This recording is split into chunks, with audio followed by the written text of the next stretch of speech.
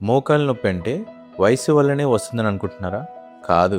మీరు రోజు చేసే చిన్న చిన్న అలవాట్లు మీ మోకాల్ని నెమ్మదిగా డ్యామేజ్ చేస్తూ ఉంటాయి. మొదటిది గంటల తరబడి ఒకటే చోట కూర్చోవడం.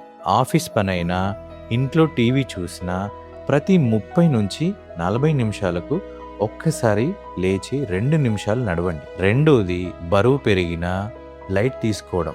శరీర బరువు పెరిగితే మోకాళ్ళపై పడే ఒత్తిడి ఇంకా ఎక్కువ అవుతుంది. అందుకే వెయిట్ కంట్రోల్ చాలా ముఖ్యం. మూడోది అసలు ఎక్సర్సైజ్ చేయకపోవడం. ఎక్సర్సైజ్ లేకపోతే మోకాళ్ళకు సపోర్ట్ ఇచ్చే మజిల్స్ బలహీనపడుతూ ఉంటాయి. అప్పుడు పెయిన్ త్వరగా మొదలవుతుంది.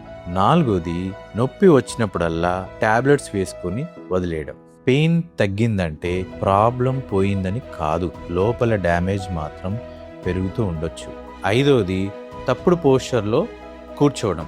ఇలా వివిధ రకాలుగా కూర్చోవడం వల్ల మోకాళ్ళ మీద కూడా ప్రెషర్ పడుతూ ఉంటుంది. సో రోజు చేసే ఈ చిన్న చిన్న తప్పులే కొన్ని సంవత్సరాల తర్వాత పెద్దగా నీ ప్రాబ్లం లాగా మారుతుంది. సో మెట్లు ఎక్కేటప్పుడు నొప్పి వస్తున్నా, మోకాళ్ళలో శబ్దం వస్తున్నా, లేదా టైట్నెస్ అనిపించినా దాన్ని ఇగ్నోర్ చేయకండి. వెంటనే మీ ఆర్థోపెడిక్ స్పెషలిస్ట్ని కన్సల్ట్ అవ్వండి.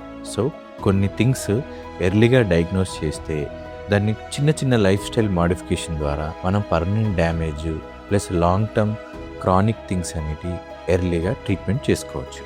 Thank you.